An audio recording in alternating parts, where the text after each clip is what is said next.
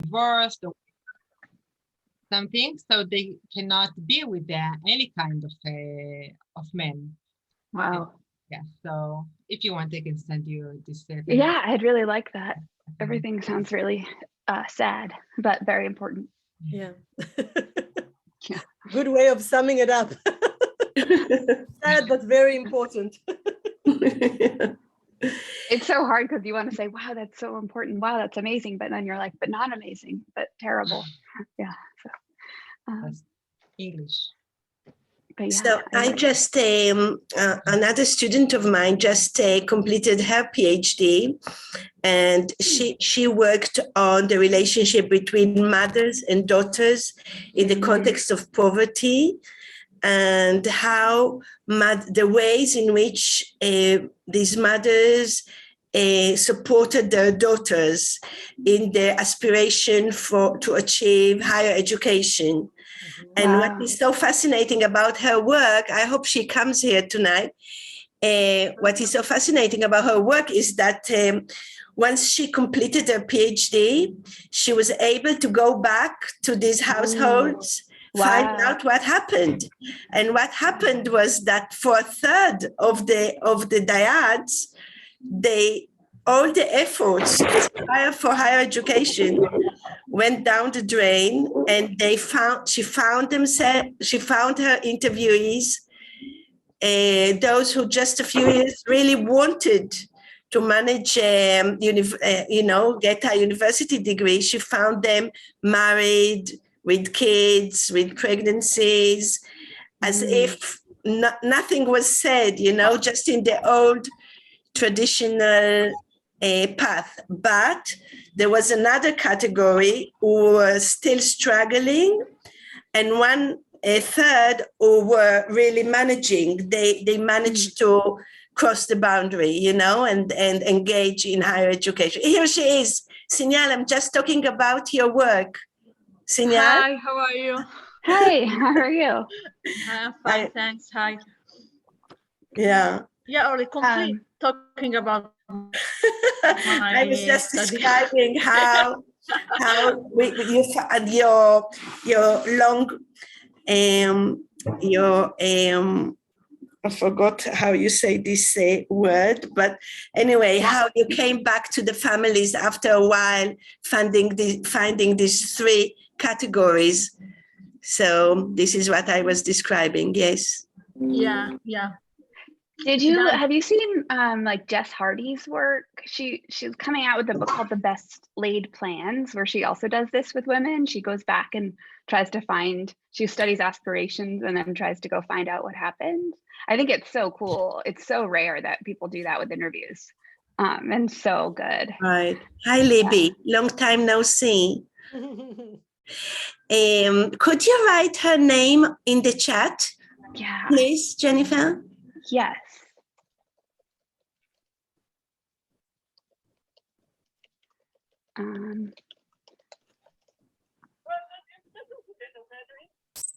Oh, thank you. You're welcome. So I'm just going to take it. Hi, Nirit. Hi. Somebody's got their microphone on and we can hear a conversation. But Ronnie or Rona, you can mute them. Rona? כן, העברתי את האירוח anyone who disturbs us. את יכולה להשתיק את כולם? פשוט העברתי לרוני את השרביט. רוני ההוסט, בסדר. Just hold on, how do I do it? I've never done it before. בפרטיסיפנטס. את נכנסת לפרטיסיפנטס ויש לך אופציה כזאת. מיוט, את רואה? Hold on a sec. Yeah.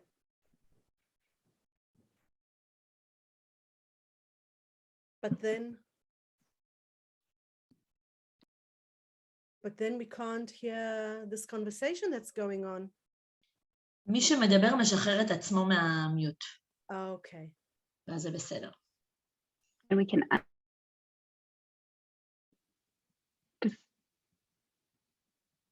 Am I unmuted? Yeah. Yeah, you're unmuted. It's exactly 8:30 in Israel. Should we wait like 5 more minutes? Orly, Einat, Rona, what do you say? 3 more minutes? 2 or 3 minutes, I think it's okay. Okay, so we'll wait 2-3 minutes and then we'll begin. In Israel, it's exactly the time for family and putting kids to sleep. Right. Oh, yes. My 3-year-old right now goes to bed at 10 p.m. So I would probably, I don't know, she's just, it's impossible. So.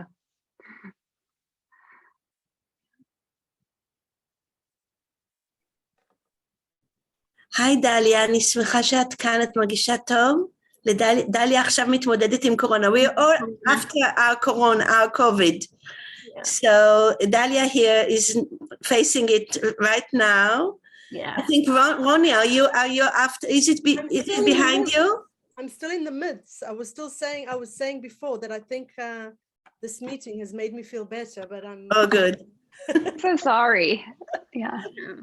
And Michal Komem, it's so nice to see you here with us. Long time no see. Hi, Sari. I'm saying hi to those whom I would, הנה גם נור כאן, many people, ויעל, long time no see באמת, מה שלומך? וואו, okay, I will stop with that. Hi, Rarda. No, it's also our opportunity to meet. It's part of the communal atmosphere.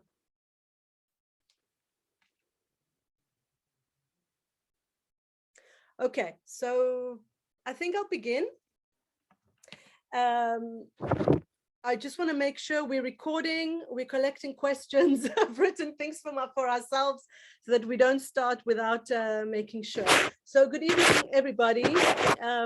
My name is Eyal-Lubling. Thank you all very much for joining us for this very special meeting, which is part of a collaboration between the family research community led by Professor Orly Binyamin, Dr. Einat Lavi, and Rona Ziv Jorland, and the youth studies community led by Dr. Libi Be'er and myself. For those of you who are new, both communities operate under the Israeli Sociological Association, and if you aren't registered to one of them yet as a member, please write your name and the community you're interested in, and we'll add you to the mailing list. We are honored, no less, to host Professor J'enifer Silva at our last meeting for this year. Professor Silva is assistant professor at the Paul O'Neill School of Public and Environmental Affairs at Indiana University. רוני, חכי רגע, גיא אומר שג'ניפר התנתקה. אוי. היא לא כאן. נחכה לרגע? נחכה, בטח תחזור. כן.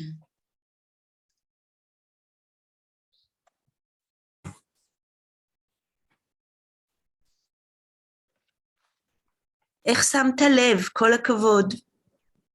פתאום ראיתי את המסך של המשחיר.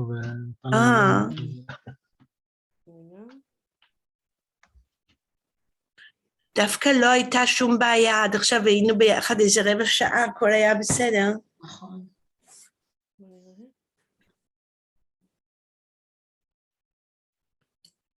יש לך איזה קשר וואטסאפ איתה או משהו, רוני? וואטסאפ, אבל אני כותבת לה רגע מהר במייל.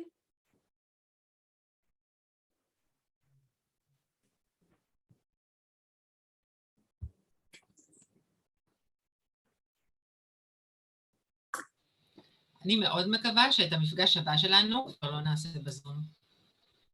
ואז אף אחד לא יתנתק. אבל אם זה לא יהיה בזום, עינתי, אז אנחנו לא נוכל אורחים מאמריקה. למה? תוסעים נוסעים שמעתי, מאוד יפה. אוקיי, אם יש המון כסף, כן, דרך לממן, כן. כל עוד לא נתקעים בפקקים של השדה, אז מצליחים להגיע. אני לא רואה אותה אצלי, שנייה. היא לא חוזרת. יא חביבי. בינתיים אסתר, אני אומרת לך שלום ומה שלומך. אבל את על מיוט, אז את לא יכולה לענות לי. אהלן אורלי, היי. מה שלומך? בסדר, אני שמחה לראות אותך כאן איתנו. תודה רבה, אני שמחה להיות איתכם פה ולראות את כל הנשים המעוניינות, המעורבות במחקר פמיניסטי, אני מניחה, זה כיף גדול. במחקר פמיניסטי גם בלימודי צעירים וגם בלימודי משפחה. נהדר, נהדר, יופי. כן. כן. אבל ג'ניפר לא עולה, אולי בגלל המתחים הפוליטיים. כן, אורלי עשתה לה הקדמה. רגע. הנה, אני רואה עכשיו שעוד מישהו הצטרף. אולי זאת היא? היא עונה לך לאימייל? עוד לא, לא. אולי משהו באינטרנט שם, אני לא יודעת, למרות שהכל היה סבבה לגמרי, לא... כן, הכל היה סבבה עד שרצינו להתחיל, מדהים.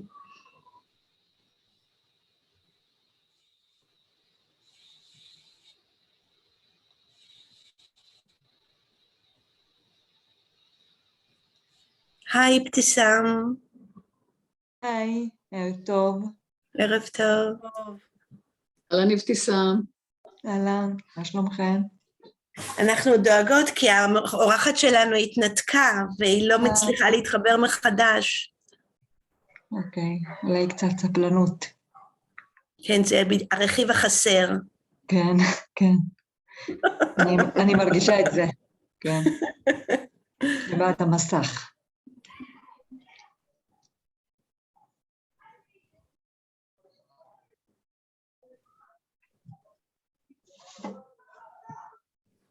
היי עדי. הנה, רגע.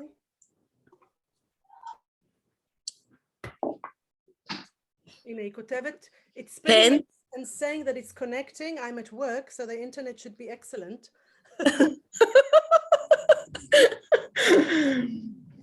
אוי. אני רק אומרת לכל המצטרפות שהאורחת שלנו התנתקה, והיא עכשיו אומרת לנו שהאינטרנט שלה צריך להיות מצוין, אבל זה לא קורה. אז אנחנו מחכות עוד כמה רגעים שהיא תחזור.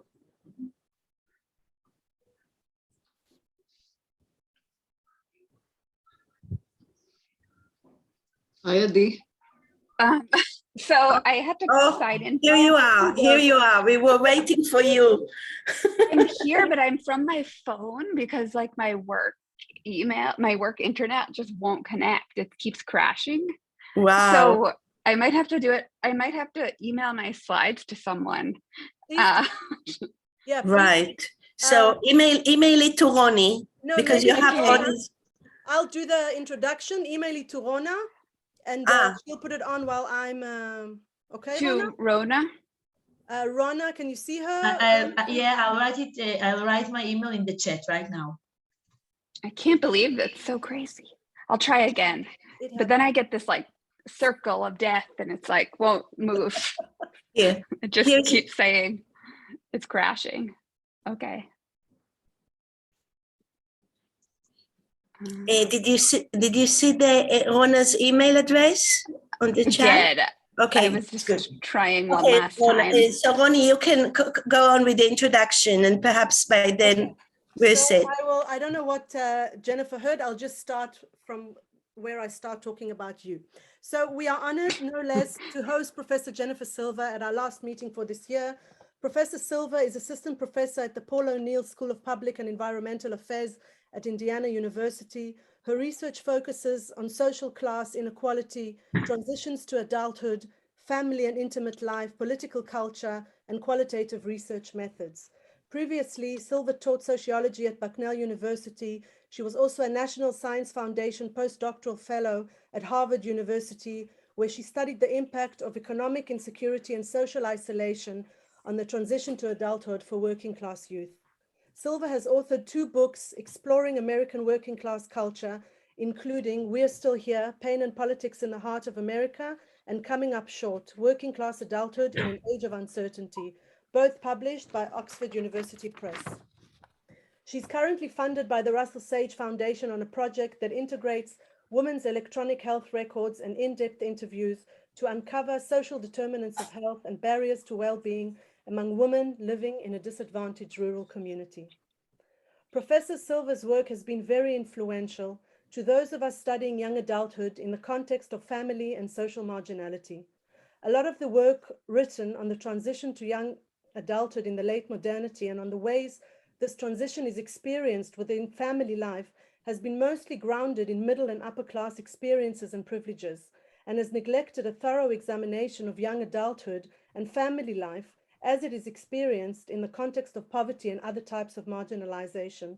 This is, of course, being a major critique on a lot of the research done on young adulthood in the last 2 decades, and one of the reasons why Professor Silva's work is so unique. Her analysis of the process of becoming young adults, while it focuses on the subjectivity of the self, it also maps out how the young adult self is constructed within a family context of traumatic experiences, a cultural context of psychological discourse of self-development, as well as a structural context of poverty and social inequality. I know that for me and for many of us here today, Professor Silva's work has been highly inspirational.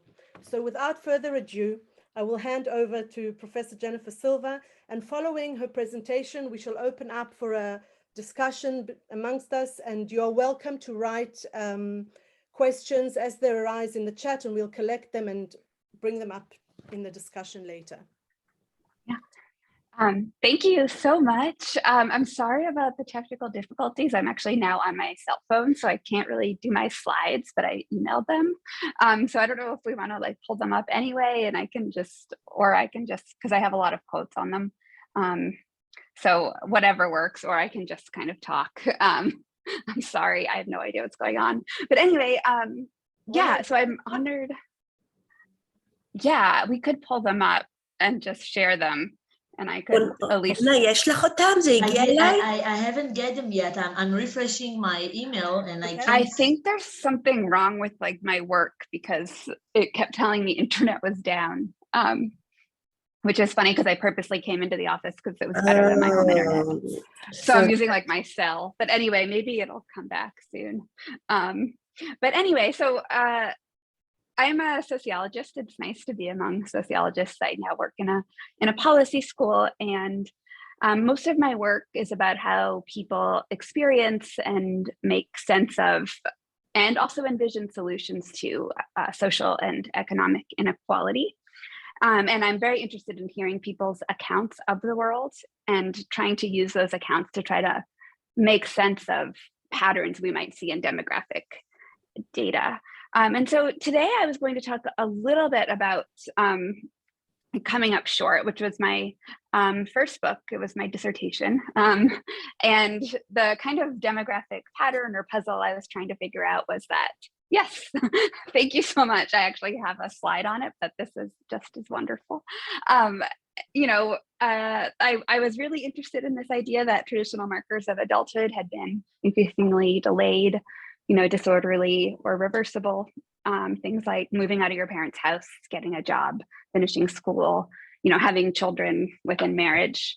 And so I was really interested in trying to understand what it meant to young adults to grow up today without these traditional markers. And so I kind of went out into the world and talked to 100 men and women who are both Black and white to talk to them about their transition to adulthood. And at this time especially, there was a lot of, you know, media talking about how entitled and lazy the millennial generation was. And so part of what I wanted to do was set the transition to adulthood in a context of, you know, disappearing blue collar jobs, insecure work, fragile families, and also shrinking institutions and increasing isolation from social institutions that maybe used to connect people together. And I will say, especially like for the people who are working on their dissertations, like the big questions were, you know, how do working class people, you know, define what it means to be an adult? And I really thought people were going to talk to me about like their anger about big banks, or their anger at, you know, government not providing a better safety net. But actually they didn't say that at all. And so I was kind of doing these interviews and hearing, and everyone just kept wanting to tell me about their families. And they just wanted to mostly tell me about experiences of pain and trauma that they'd experienced as young people. And I actually kind of had some moments of panic because I didn't understand like why they didn't want to answer any of my interview questions. They just kind of wanted to talk about the past. And so then I kind of, regrouped and said, okay, well, what I think this book is really about is that, working class young adulthood today is characterized by, people have very low expectations of loyalty at work. They expect to be unstable. They are nervous about any kind of romantic commitment because they feel like they've been betrayed so many times that it's risky. And I heard this widespread distrust of social institutions and kind of embracing self-reliance and embracing isolation, which was kind of the opposite that my, naive young self thought I would find. And then, this is where this work came in about the therapeutic narrative, where when I wanted to know what it meant to grow up, people didn't say, oh, I make enough money to support myself. They'd say, I had a very, abusive family, or I was in a bad relationship, or I had to struggle with addiction, but I learned how to heal myself. And so it was like this new, definition of adulthood where people are reconstructing a very difficult past and also reconstructing disappointments and what would look like as failures into an accomplishment and into an achievement. So this was, Eva Luz, and she had talked about a self endowed with the power to make or unmake itself. And that became kind of a big way of thinking about adulthood for me. But so to kind of, and also like if anyone wants to jump in, please do anytime. I now work with economists, so I'm used to having people yell, all the time.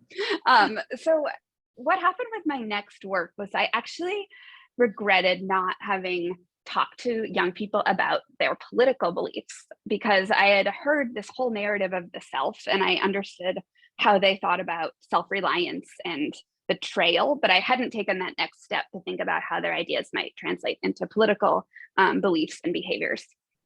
And so that led to my second book, which I'm going to talk more about today, which is more about how poor and working class Americans, mostly young, take these narratives of the self and then connect them to the political sphere. And so the puzzle that I'm able to use here is that in the United States, basically for decades, we've seen politicians abandon working class and poor people. But at the same time, the people who seem like they should mobilize and the people who, seem like they should be rising up together to fight are actually the least likely to act politically in what seems like their own self-interest. So American non-voters are generally poor and young and less educated and more racially and ethnically diverse. And so I kind of, part of me wanted to study why we've seen working class people become more right-wing, but I also wanted to study why we've seen working class people withdraw completely and not participate in politics at all. And so, trying to think about whether this new generation, millennials and maybe Gen Z, will they be like their parents in terms of politics, or might there be like a new kind of generational engagement? And so the way I approached this was to try to bring this idea of narrative into political science. So there's some interesting work that's come out that says that most voters are actually like very emotional, and they often will vote based on identity and kind of how someone like me should vote versus what they might think is actually in their economic self-interest. And so I kind of wanted to capture these, working class people's sense of who they are in the world, and try to figure out how they create these identities and then how they use these identities and connect it to their political identities. And so I decided to take this storytelling approach or narrative approach to politics, and sort of think about how people reconcile where their lives have turned out and how they see that as political or not. And so what I did was I spent several years in this collection of small communities in kind of the it's the Northeast, but it's a very rural area in Pennsylvania.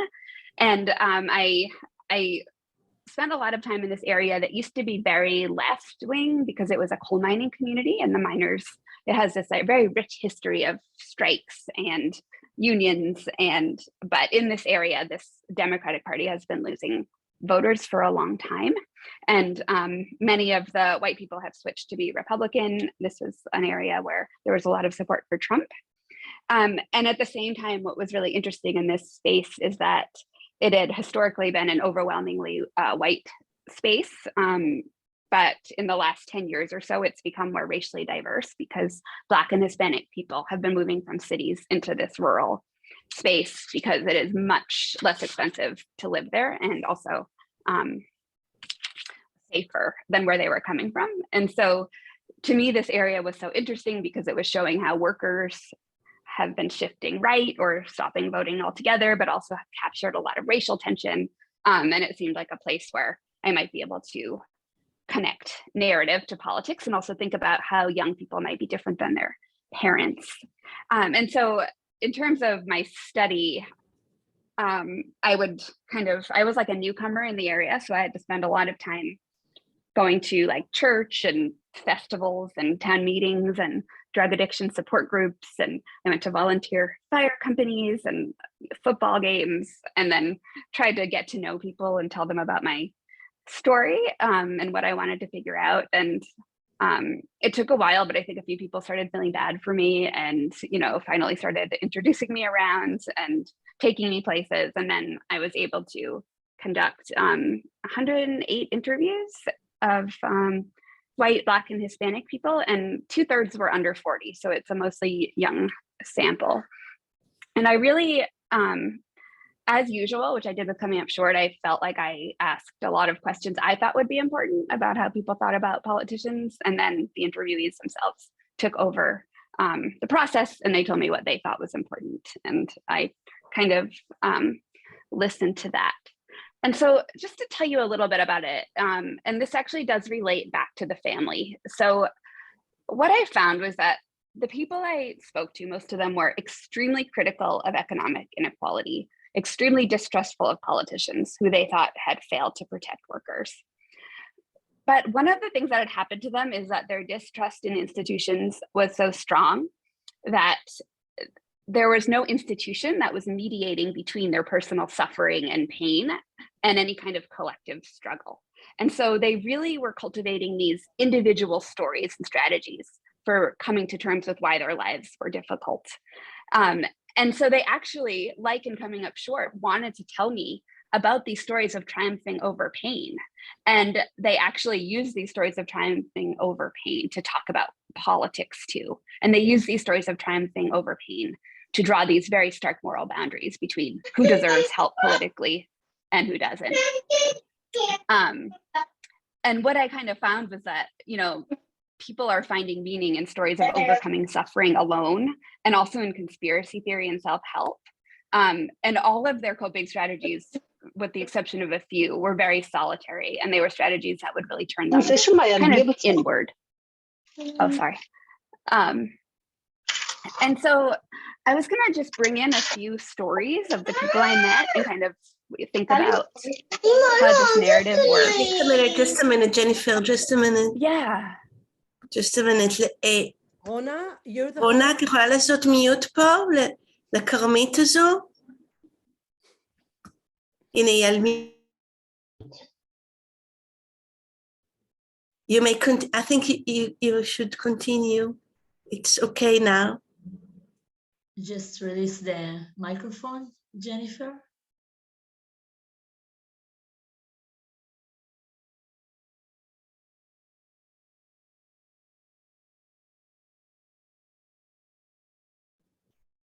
Jennifer, please. Okay. Yeah. Okay. So so basically what I kind of find is that coming to terms with pain and convincing themselves that transcending this pain promises a moral reward to them actually does a lot of work for organizing their stories of the self and organizing their politics. So I'm going to talk about a few people that I met, and these are often very disturbing, but I think maybe we could then all talk together and talk about kind of how it also relates to family. So I'm going to start with Roger, and kind of the slide I had for Roger was called, betrayed and abandoned. So Roger is 42-year-old white man, and he's married to Brenda, who's 41. And they both are living in this constant pain. So they've been trying for a long time to get medical assistance from the government for depression and diabetes, congestive heart failure, and obesity, but they haven't been successful at this. And so Roger has been out of work since 2009, and he tells me that he spends his days lying on his recliner. He has this like orange pharmacy bottle on the shelf above his head. And there's this doctor in town who was actually infamous for prescribing opiate painkillers. He actually later was arrested and he went to prison. But he tells me like, oh, if I have a cyst on my body or, a sore on my body, the doctor will like, look at me for 5 minutes and give me a script for, opiates. And he says like, sometimes he doesn't even have to go and he can refill his script. And so I talked to him about politics. He tells me he's a registered Democrat, and he's a Democrat because of loyalty for his father. He says, his dad was a coal miner and his dad collected checks from the government. And Roger says he actually voted for Barack Obama, but then he quit. And he says, my dad was a Democrat. I'm going to stay Democrat for him, but I'll never vote Democrat again. They used to help our family. They really did. I mean, I think I could have gotten back to work with my health. He says, I wrote Donald Trump a letter. If you get my health back, I'll go vote for you. I'll go work for you. I'll go beyond your personal security. Just try to make me some kind of bionic man. And so, and I ask him, is the American dream alive? And he says, it's dying. I really think it's dying. He says, for the refugees, maybe it's alive, but for anybody here, it's dying. And then he tells me a race war is coming. He says, it will be Black against white, Hispanic against white, and we'll fight it out in the streets. And he says, maybe God made me disabled just so I can't go out into the world and shoot people. And he says, the government needs a totally new overhaul. He says, clear everybody out, put them all down there and put a bomb on them. And he says, I very rarely trust anyone because every time I start trusting someone, something happened. He says, Stone Cold Steve Austin said it on wrestling, and he put it in 3 letters, DTA, don't trust anyone. And so for Roger, this man, it's like his political views pits like employment and healthcare for him. He believes he's someone who belongs against people he thinks of as undeserving. And he says, he asks me at the end if I've ever played any video games like Fallout or Fallen Earth or Stalker, which I haven't. But he says, I think all those games like on Xbox, he says, you see how it looks like a wasteland? That's how America is going to look real soon. It's going to be a civil war and it's going to be nasty. And so he's kind of imagining these scenes of, protecting America from becoming this wasteland. And so this was very often the case with the white men I spoke to. Whereas for the women I spoke to, what I heard more of was how narratives of pain and trauma within their family would be linked to this larger political arena where you can't trust anyone. And a lot of women actually told me that they had embraced suffering as this means for self-growth. And basically saying like, if we put our, faith in a politician, that would just be stupid because, everyone has betrayed me and I can't do that again. And so to tell the story of Shelley, she's a 33-year-old white woman. She's the granddaughter of a coal miner as well. And she grew up with, she told me a story of growing up in a trailer park. She said her stepfather was an angry truck driver who sexually abused her when she was young. And she tells me how when she was 18, she quickly married a boy from high school who was enlisting in the army so she could move away and cut off contact from her parents. And she said 6 years later, she got a phone call that her mom had died. And she says to me, my mom's friend said, your mom used to sit all day long waiting. As soon as her cell phone would go dead, she'd freak out because she'd say, Shelley was going to call me one day. And so Shelley pauses, she takes a long drag of her Newport cigarette and she says, but I never called. I never called. And that's when I spiraled into my addiction. That's when I didn't care anymore. That's when life said, we're going to catch up with you. Now you're going to punish yourself, she said. And I ripped my whole life apart because I didn't know how to cope with what I did.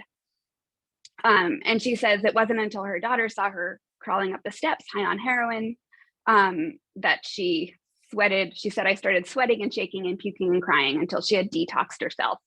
and then she got divorced. And she says, now I could probably get disability. I have PTSD. I have anxiety. I could probably be on all kinds of medication. So this is where it gets really interesting. So I asked her about how she thinks about life. And so she says to me, she says, there's a doctor on YouTube, and he was talking about how he'd seen a magazine, and the article was called How Do Lobsters Grow? And it says that lobsters are soft, mushy creatures that live inside a tough, rigid shell. And what happens when the lobster starts to grow, the shell doesn't expand, the lobster does. So the lobster starts to swell and starts to feel uncomfortable. So he grows a little bit, produces a new shell, goes out into the world and deals with life. The doctor says if lobsters had doctors, they'd never grow, because the moment the lobster would start to feel uncomfortable, the lobster would go to the doctor. They'd prescribe it this, prescribe it that, and the lobster would never experience what true growth is. So if the trigger for growth in a lobster is feeling uncomfortable, what's the difference between people? You take these kids out of stressful situations, if you medicate them and you put them in little bubbles and you don't learn how to deal with misfirings and mishaps, then you don't naturally learn how to cope and deal with the things that are happening. She says, avoiding pain actually just leaves you vulnerable and unprepared for trauma. She says, and then people blame society. Why? She says, you need to be stressed out. I'm a recovering addict, a heroin addict. I didn't take medicine to get off the drug. I didn't take anything to get off the drug. I just sat my happy little ass in that bedroom and I sweated it out and I suffered it out. I stressed it out because I never want to feel that way again. The best system for growth in life is stress. So, from this worldview, if we go from the personal to the political, for her, suffering is a way to turn opportunity into growth. And she thinks that avoiding pain or blaming other people for your problems is actually just going to make you worse in the end. And so she says she actually abstains from voting. She says all of her family have been Democrats for many generations. But she says, my family is so fucked up on drugs. They live off the state. I don't want my hands anywhere near that shit show. And she kind of she just says, I don't want to have anything to do with this, help. And she tells me she's more worried about survival than the shit show of politics. And then she says, am I going to put my life or my child's life in the hands of somebody that can't keep their story straight? I'm not. And I'm not going to put my life or my child's life in the hands of somebody that uses that much orange spray tan. And then, she says, another woman told me, putting your faith in one person, a politician, is a lot because people have really messed with my trust.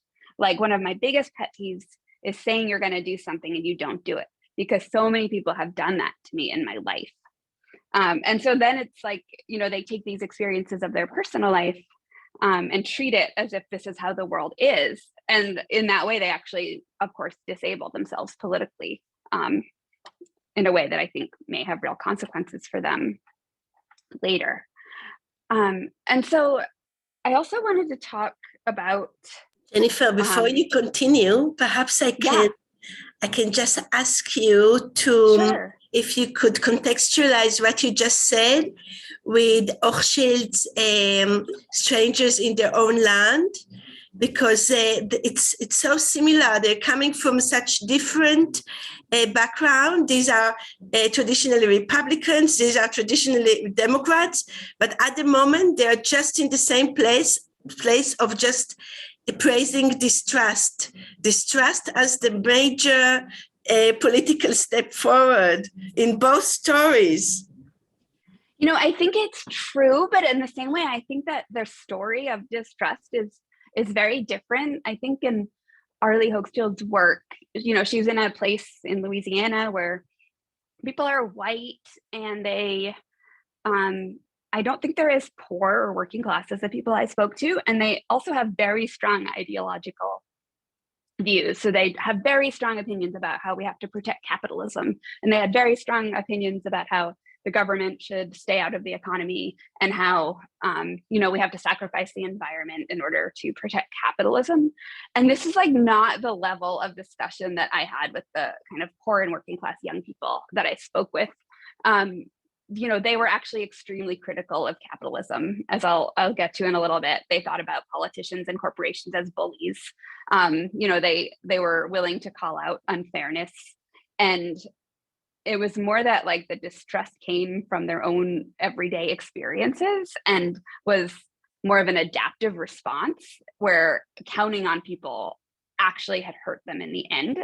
I wouldn't say that it was like an ideological system about politics so much as it was about like connecting their own lives. And I think part of that might be that Arlie's respondents were very connected to each other and they actually engaged in politics, whereas the people I spoke to are really, as Shelley says, concerned with getting through the day and living and don't see that as political at all. So those are some thoughts, but I'll keep thinking about that. So one of the things, I'm going to talk about Adrian now, who is a 24-year-old Black man.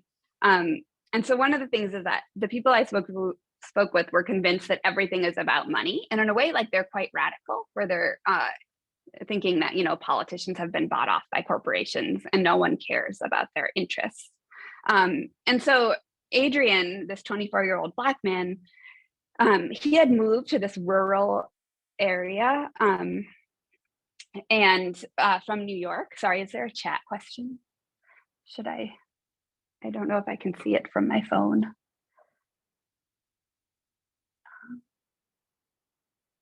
About what is happening?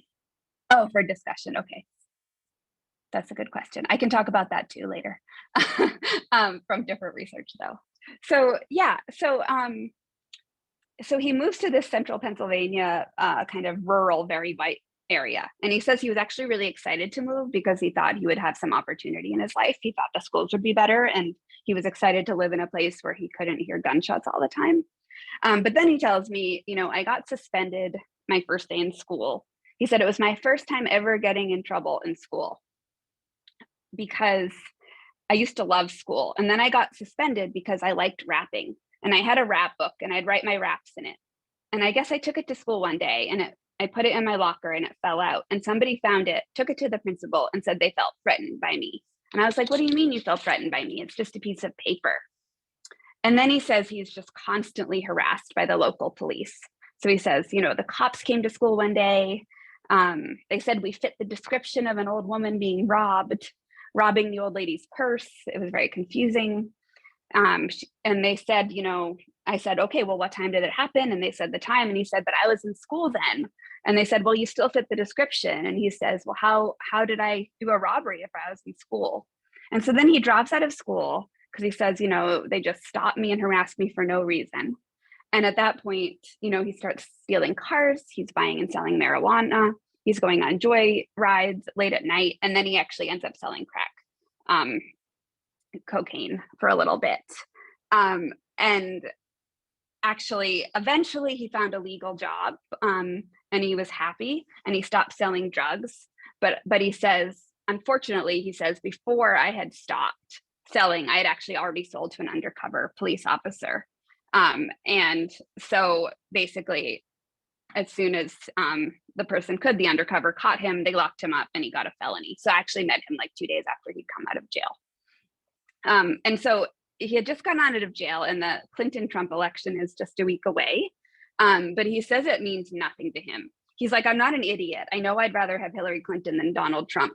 But he refuses to vote because he doesn't believe that anybody would ever care about him. He says, either way, I grew up poor, I'm still poor. Nothing will change for me. They're going to make it better for rich people. They're going to make it harder for poor people. And he says that the American dream and all of our institutions have been corrupted to such an extent that he thinks like fairness or justice or opportunity it's just fantasy. So he says everything's about money.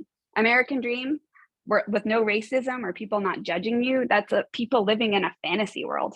If you have money, people judge you based on money. They look at you different depending if you got money or not. You got money, you do whatever you want. You kill somebody, you beat the charge if you have money. And then he actually like goes further, which is another thing I didn't really anticipate, which is he summons up these conspiracy theories and he talks about the government actually trying to control the population. So he says, I think the government is a new world order. I think the government really is going to kill people off to control the population. I think they really are going to do that. If you control the population, you control everything going on. He says, I think there's going to be more government issued officers than regular people so they can control us. And so he kind of goes from his individual experiences and then he goes all the way to the government as this secretly murderous force. And he kind of disengages completely. And interestingly, like when I did these interviews, like the only time I heard a lot of excitement about politics was when people were able to talk to me about conspiracy theories.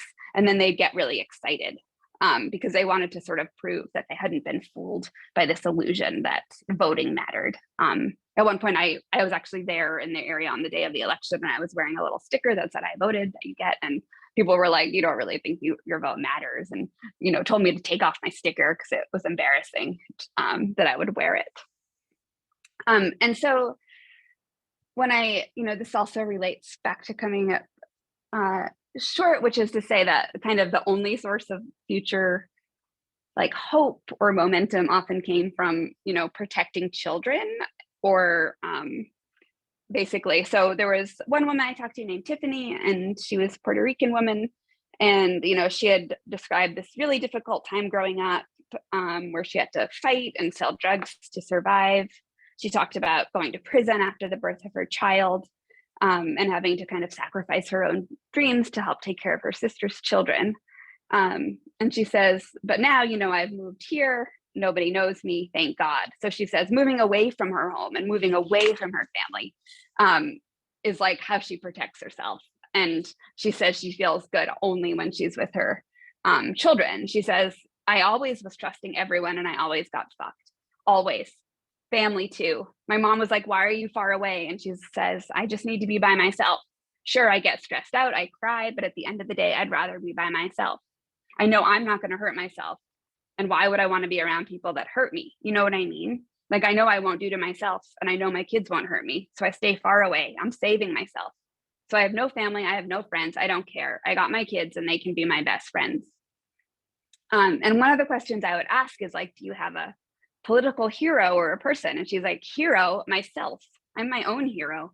What I've been through, even stuff I haven't told you yet.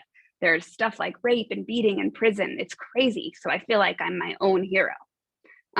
But she says, my kids and they're good. We don't have nobody. It's just us. They look up at me. We only have each other. And I'm like, do you have hope for the future? She's like, for me, no. She thinks my kids will be all right. And I'm like, okay, well, do you, engage politically? And she's like, no, I would never know where to vote. She's like, I don't know where the paper is. Maybe I could ask someone. But she just laughs at me, this idea that, we'd actually engage in anything political at this point.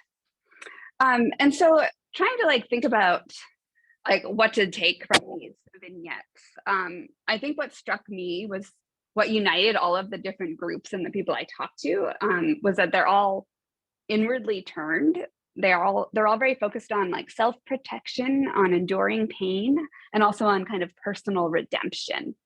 And there was very little collective or external strategies for linking people up to politics. And instead, I almost felt like people would invalidate the suffering of others and say, oh, other people aren't working hard enough to survive. I'm strong because I don't need other people. And these other people are undeserving and taking advantage of the government. I heard a lot of stories about, people misusing welfare and how they didn't, work hard enough and didn't suffer enough.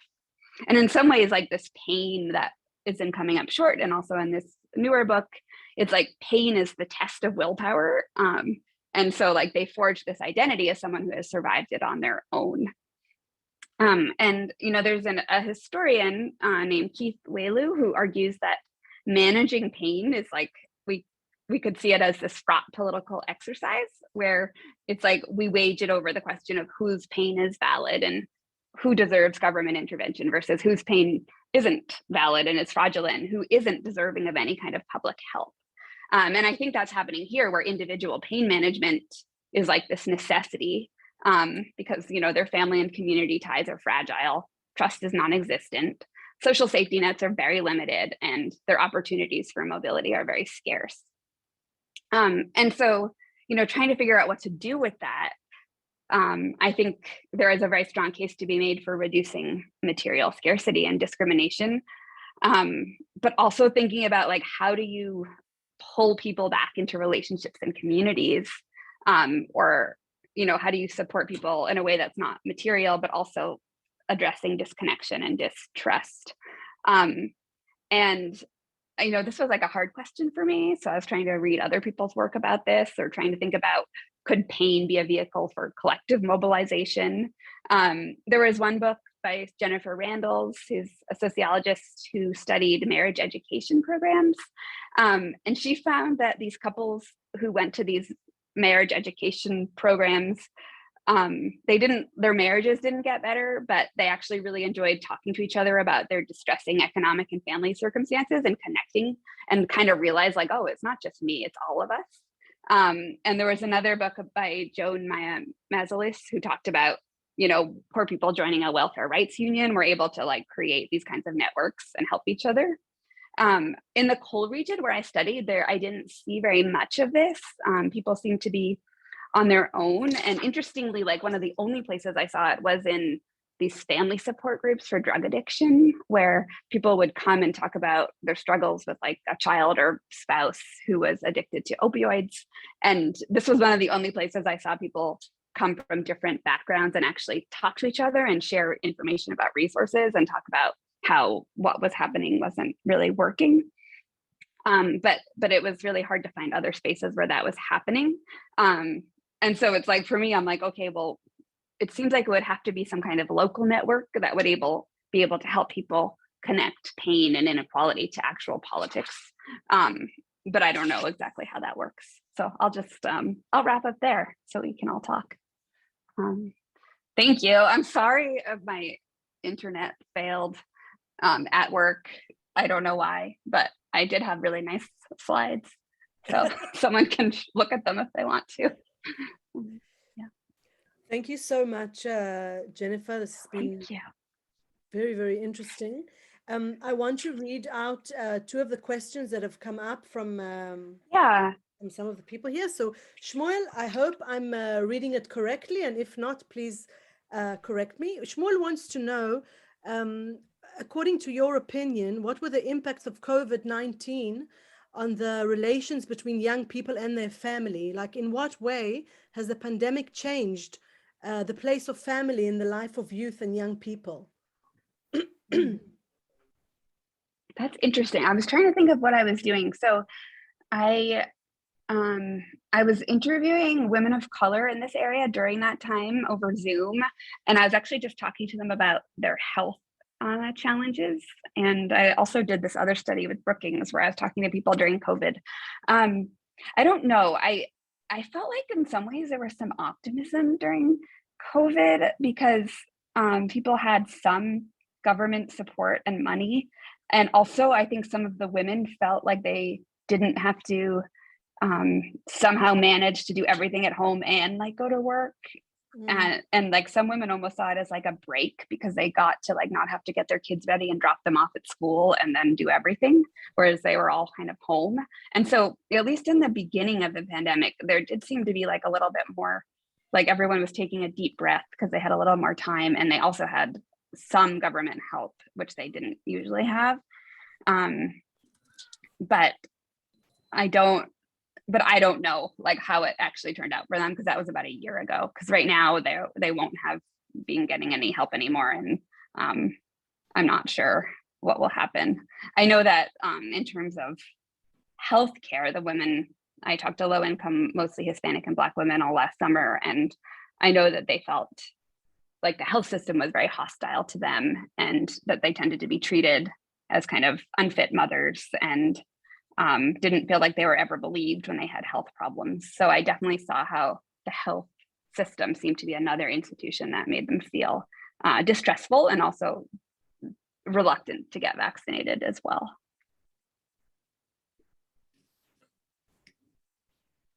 Thank you. Einat, do you wanna ask your question? Yeah, I can just repeat it. I just worried that I will forget what I wanted to say, but I can definitely just say it. So you are talking about these women, and there are stories, what they told you and what they didn't tell you, but their life experience remind me the stories of women who live in poverty in Israel, and particularly the main issue of trust. They don't trust anyone. And as you said, I think it was the Roger story. He said, don't trust, right? Don't trust. DTA. Yeah, don't trust anybody. Yeah.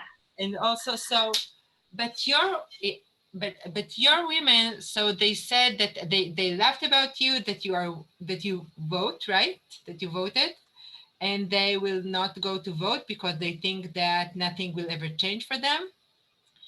And also in Israel, nothing really changes for them. They are, in the same position, usually for ages, but they still go to vote. They have very strong political views, and they know what they are going to vote, and they are protesting, sometimes, and they're, right-wing voters, but they still don't trust the system. So I'm just wondering, because the issue of trust is so similar, here in the American context and also in Israel, they don't trust the system, but here they still vote, and they are very strong opinion about the political system. And in the US, you describe something very different. So I wonder what you think can be, the mechanism for that, or why is it? I know. It seemed to me when I spoke with these women, it didn't seem like there was any way to link their stories to political action, like through any kind of institution that they trusted. So like it wouldn't be through school, or it wouldn't be through, it seems like, things like police or healthcare or school were all such, they saw them as so corrupt, churches as well, that it seemed like if you don't believe in any of those like mediating groups, then they wouldn't make it as far as voting itself. So I don't know. And maybe they also had more social pressure that saw voting as kind of like a fantasy world versus something you had to do. And this is really class-based, of course. So instead of like feeling guilty if you don't vote, they felt like ridiculous if they did. I don't know though. I guess I should ask you what the mechanisms are in Israel that would link women up to politics. Yes, this will require, a brand new lecture. So maybe we will have, we need to set another time just to discuss this one. Yeah. Oli wanted to ask a question. Yes, I'd like to, perhaps my question is somewhat related to a nut issue, and perhaps I can suggest a local mechanism that Einat actually found in her research in raising trust. And what Einat tells us is that social workers in this country, they undertake the maintenance of trust among the applicants to be one of the major outcomes, something substantial that they can achieve. They cannot achieve change in the material circumstances of the applicants. They cannot provide anything, but they undertake to maintain trust. And I think you should certainly continue to the conversation between the two of you over the notion of trust. But what I wanted to say is that your findings are very bad news for Mario Small, because what Mario Small taught us is that there would be some unanticipated gains, right? That people living in poverty would encounter some assistance in their neighborhoods, in various institutions in the neighborhood that would avail for them, make accessible for them their organizational network, something that would work for them. They would direct them to find some support of some kind, even if they don't have the right healthcare insurance. They will find some healthcare help through this organizational network. And what you're telling us is that what I felt since long, and that is that these unanticipated gains, they are so minimal, they are so marginal in people's lives, and they fail to take an active approach to actually get to those who needs the help, and they perhaps are there for those who would take the minimal trust that is needed in order to go search for some support. But it doesn't work in the other direction, and that is the sad news. And I think it would be a very important discussion for you to correspond with Mario Small with your findings. Yeah, no, that's a really good point. And I really did look for it. I looked for these situations, but I had a hard time finding spaces other than the addiction support groups, and I'm trying to think of any others, not really, that I would find. And I wanted to also talk about the social worker question. My latest project is a very cool project where I have been interviewing these poor women about their health and health experiences, and then working with a health system epidemiologist who is then able to read what like social workers and doctors write about the women in their health records. And one of the things that's been interesting is how women often feel like social workers are judging them, and that there's a lot of stigma for being unmarried and low income. And even something like a question of a social worker, such as, it's very hot, do you have air conditioning?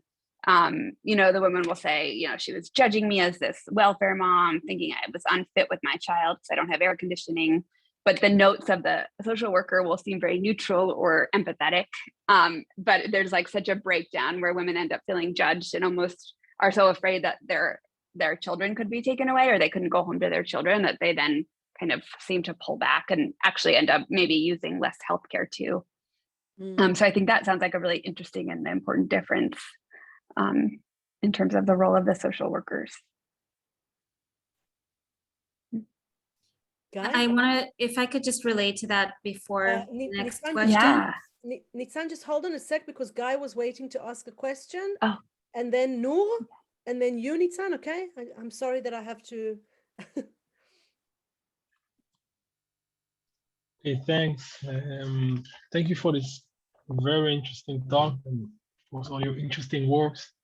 And I think the issue of distrust is very interesting, and your finding actually reminds me of the work Daniel Monteresco was doing about young Arabs in Jaffa, where he talked about a shadowed community. And I think that's one of the things to point out. There is no community when you compare the Orly Hochschild after Orly's remark to your findings.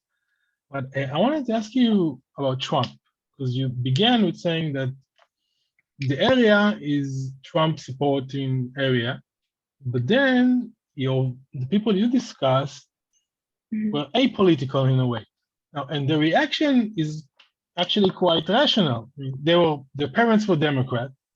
The Democratic Party stopped representing these kind of people a long time ago, ever since Clinton, or even before. So they don't trust Democrats. But what does Trump offer? That's a really interesting, what Trump has to offer to them. That's very interesting.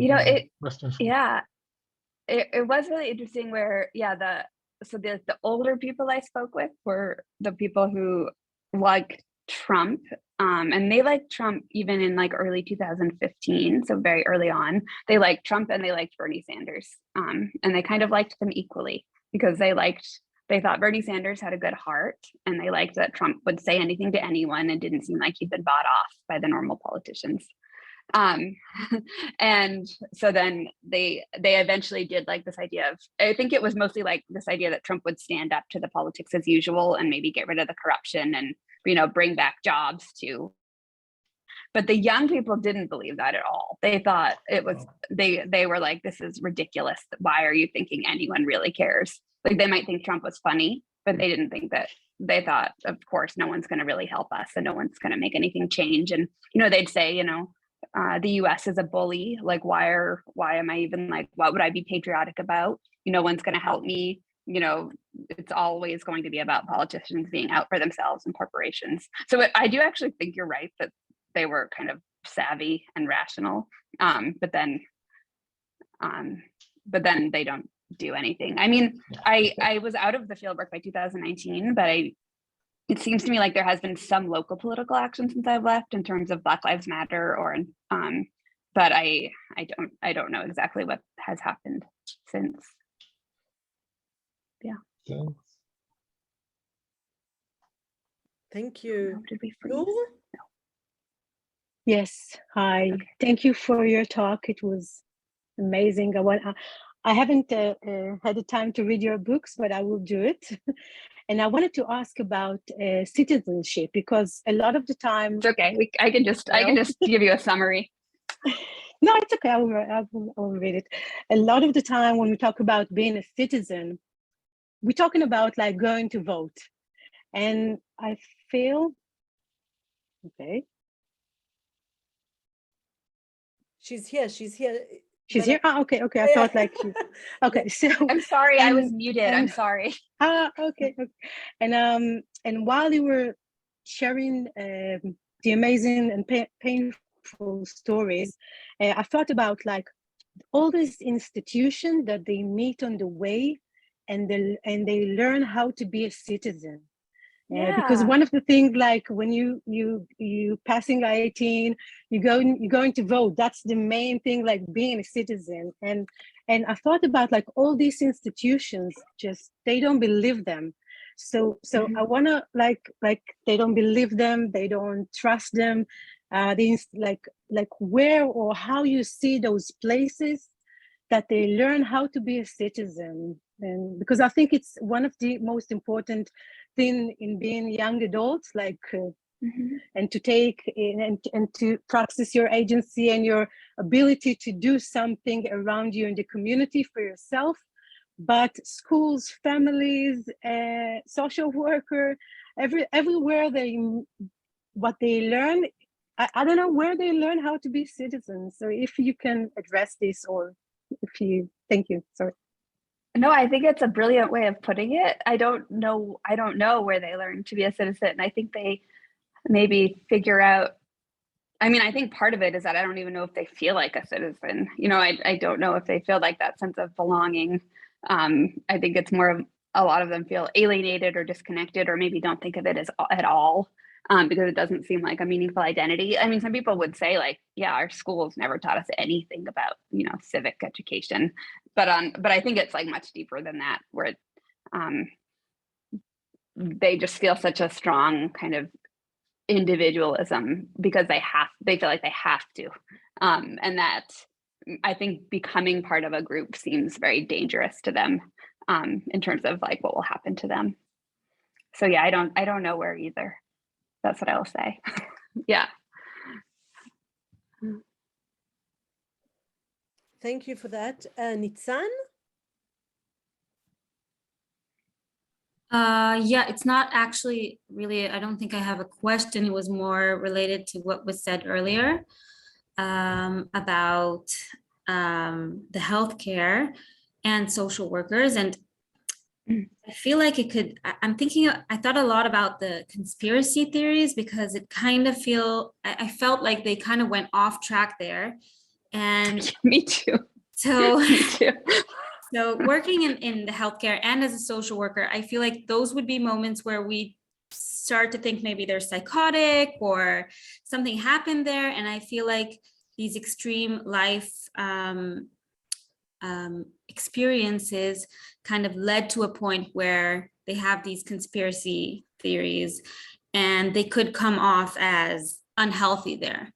And then maybe one of the things would be talking about the way poverty and these extreme life experience kind of shift the way your you believe in things and think about things and feel things. Mm-hmm.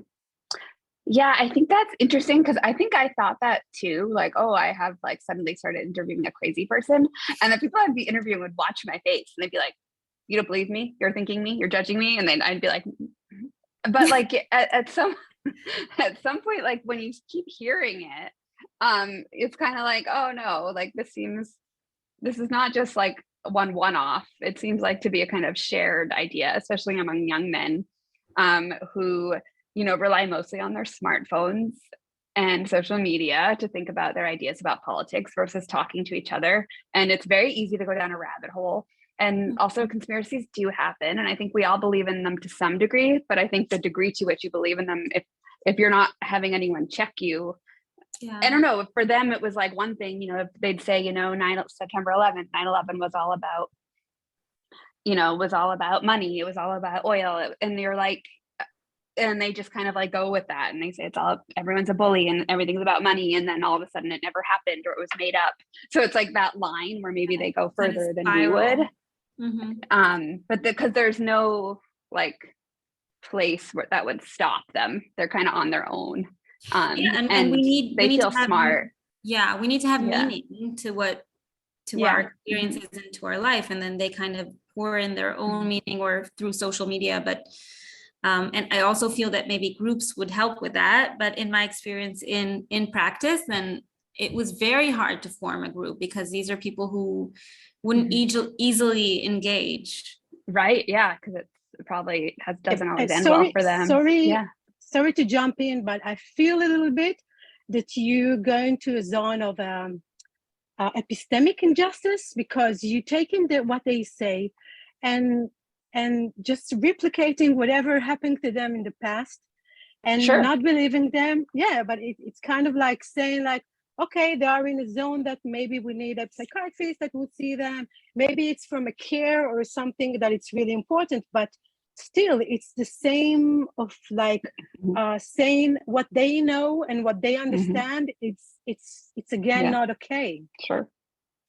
And I think especially for social workers, doctors, and everybody that will meet people in disadvantaged situation should be aware of all these stigmas and all these things that we think about people in those places, and immediately our knowledge about them just reducing what they feel and what they know. Sorry for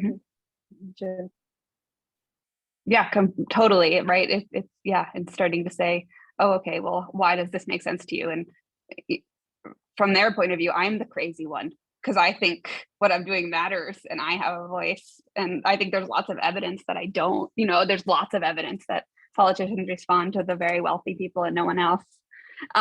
So yeah, you can like reverse it and be like, actually, I'm the one who's deluded here, not them.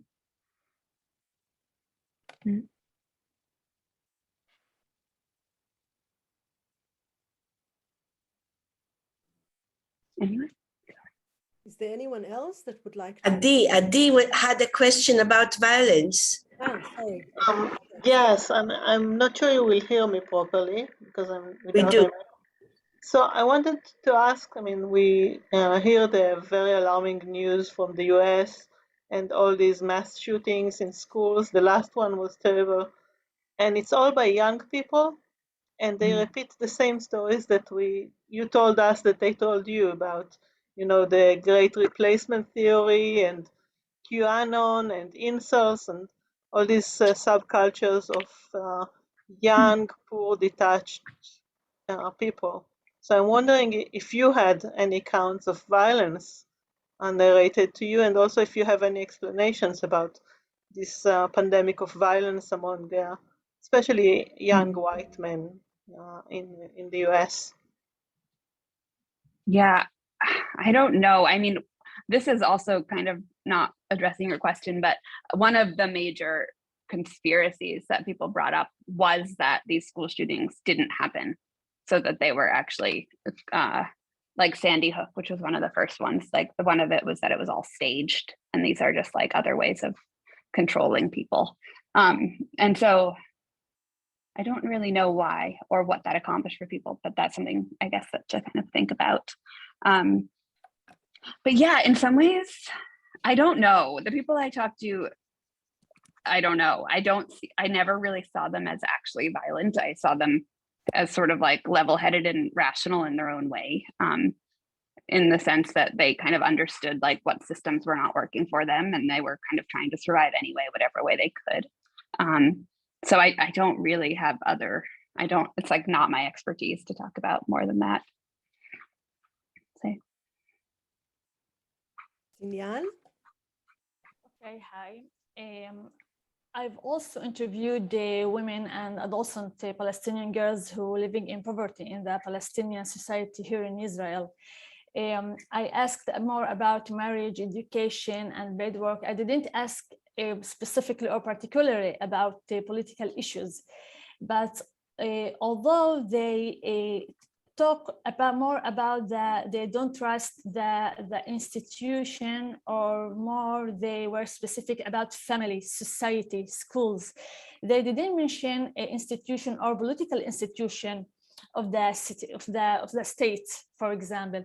Do you think it's also about an issue about preferences, that they are choosing their struggle? For example, in my interviews, they use the term education as weapon, and many of people who read my research, they think that the use of the term weapon it has a political context, but it's not. It's a weapon to secure their uncertain future financially. So do you think it's sort of how what you choose your struggle? Is it a social or political?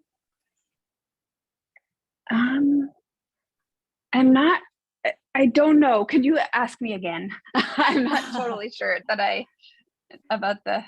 Okay, I make it short now. Yeah.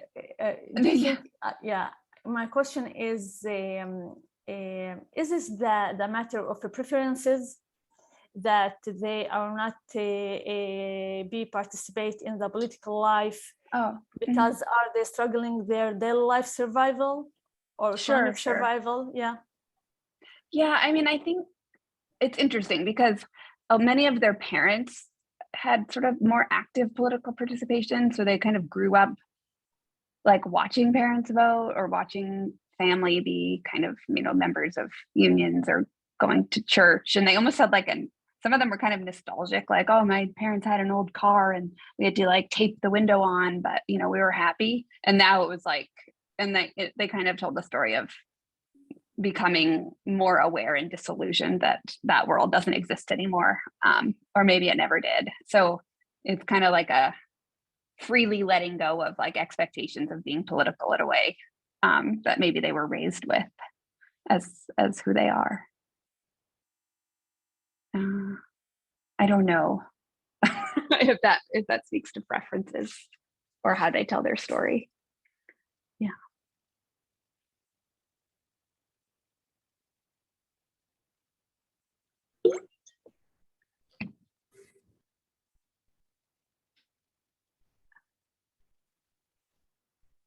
Has anyone else got a comment, question?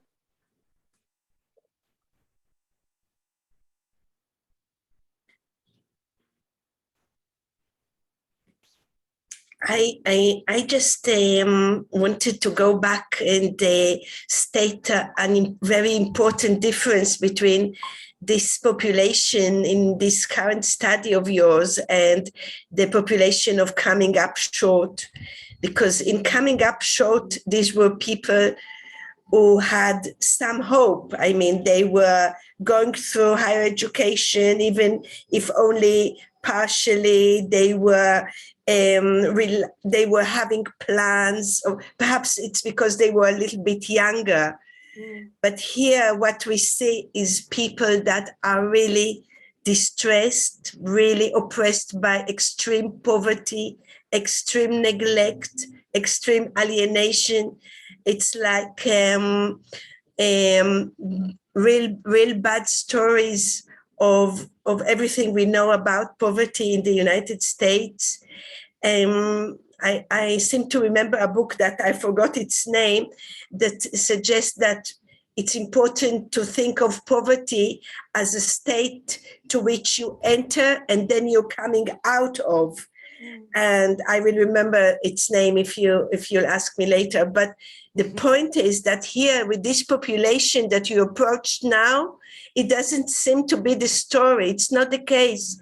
These people are they're shouldering the full price for the American neoliberal social policy, and there really isn't a source of light in their life. It's so desperate, and it's a very, very sad story. Like someone just said, a heartbreaking sociology. Because I don't know, it's not only that they do not have hope, I don't have hope. And that is what is really sad in this field that you chose now.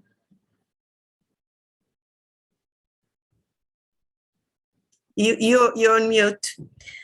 While you're still struggling to unmute yourself, I will add that Shira Ofer, who is another sociologist in our department, and in collaboration with some of the people here, she writes recently on a relationship that become a burden, the relationship that become difficult to carry. Jenifer, are you still around? I'm here. Yeah. And so what comes up from your story is exactly that these people have to get rid of their parents, have to get rid of their homes in order to get some oxygen. And that's exactly her point at the moment. What is it that we need to do in order to get rid of those relationships that become sources of violence and oppression in our lives? We can't hear you, Jenifer. You're on mute again. Now it tells me my video will stop, but I'm off mute. It thinks I'm driving my phone. But anyway, yeah, this idea also that so many places in America have these like left behind, the industry is gone and people like are just kind of hopeless, but also maybe would not be people who would support like a universal basic income. So it's hard to figure out like, how to appeal to them or how to restore hope. Jenifer, there is a really interesting question here. We were talking about the ways where they learn to be citizens or where they learn to collaborate. I was asking myself, like, where are they supposed to learn to collaborate or to do things together? And there's a question from Adisa there now. Could you elaborate about religion? Are these people less religious? Don't they go to church and use it as a social support network? So no. So one of the things that has happened is that people who do not have college degrees in the US over the last several decades have kind of seen a huge decrease in religious engagement. So they might be spiritual, but they don't actually go to church. And the area I was studying in used to have 12 or 13 churches, and it was consolidated down into 2. And it was also, there's a lot of corruption with, child sexual abuse as well. So there'd been kind of a giving up on, I think, on the church. So people might be spiritual, but they're not going to church, and they often see the church itself as corrupt. And so I didn't see a whole lot of that. Maybe like an AA, like Alcoholics Anonymous, talking about spirituality, but not like the traditional kind of church on the corner that your family went to, for sure. Wow.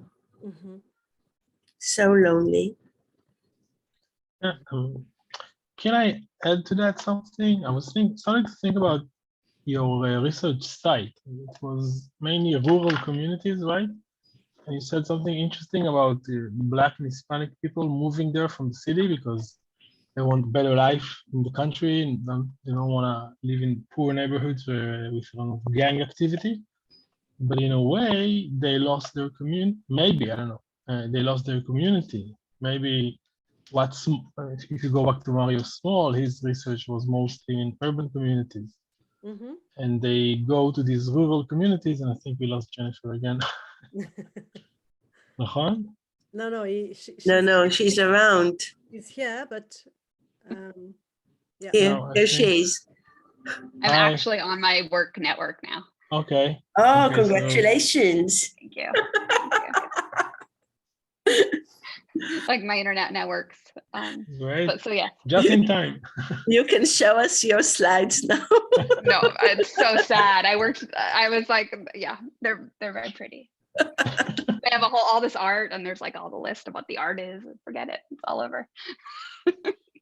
So, but yeah, I'm sorry. Let's go back to this point of the racial kind of diversity, and the rural versus urban communities, because I mean, perhaps it would be better off for them to have stayed in these poor neighborhoods, but they had very tight links there. Yeah, that's interesting, because a lot of them thought of it as, and this is like an interesting trend. I think it's happening like across the US, where rural areas are becoming more racially diverse. So there's a lot of flux, but yeah, I think many of them saw it as like their way to start over and start fresh, and like leave behind like having been a prostitute or having sold drugs, and saying I'm gonna go and start a new life for my family. But at the same time, yeah, they're probably losing access to family members, but they kind of like framed it that way, like that's why they were going. So yeah, and they probably like also lost knowledge about how to maybe navigate systems, but most people seemed still happy they had left where they were from. It's an interesting area. Like you could rent a whole house for like $300, so it's like kind of allows you to like actually survive. And I think that was part of it too. Interesting. I know the pandemic, at least in England, it had a big impact on people wanting to have more space. People that lived in very dense, very small places, and the pandemic pushed a lot of people to places where that are cheaper and where they have more space, more living space, because now, that thought that you can never know what will happen again, and that need to, I don't know, to breathe. Yeah. Or even to be able to, it would be really interesting because a lot of the houses in the area are they're like duplexes, but they're double-sided, and one side would be like a Trump digs coal, we love Trump, and the other side would be like a newcomer family from the city who was maybe like Puerto Rican or Black, and it was like side by side, but at the same time they were still happy. I think the newcomers would say, well, at least I can go on my front porch and not worry about getting like killed, versus like the white people would think, oh, this is a sign that our town is just falling apart and there's no hope. Okay, I think we reached the point in which we can sum up. Thank you so much, Jennifer. This was a fascinating talk. It was an amazing introduction to American poverty. I'm sorry, I shouldn't say that from the beginning. I thank you for introducing us to these dynamics of hope and hopelessness, and the tension between the two. And I do hope that we as people who live in more privileged circumstances find ways to study and convey the message that alternative politics, alternative social policy is an urgent transformation for all of us in the US and in Israel. I recently read an important book by Fiona Williams about critical social policy and how we should all become a part of this movement of developing ideas into critical social policy, so that social policy makers can hear us and become sensitive to all forms of oppression and their intersections. And I do hope that we can maintain hope in order to maintain activism and promote some change, either as public sociologists or otherwise activists in civil society and otherwise. Thank you so much. I wish you good luck with your new book, and I hope it draws much attention. And I'm sure that many of the people who attended this evening talk would be interested in approaching you in the future. I'm sure there some important collaboration can come up of this. I love that. Yeah, I'm sorry I was bouncing in and out of the Zoom room the whole time. Next time we organize a meeting, you stay at home with the reliable. Stay at home, I won't come to work. I know. Please enjoy my slides. Share them, whatever. Thank you so much. Thank you everybody for coming tonight. Please stay in touch with the family research community and the youth studies research communities. We'll have many more interesting and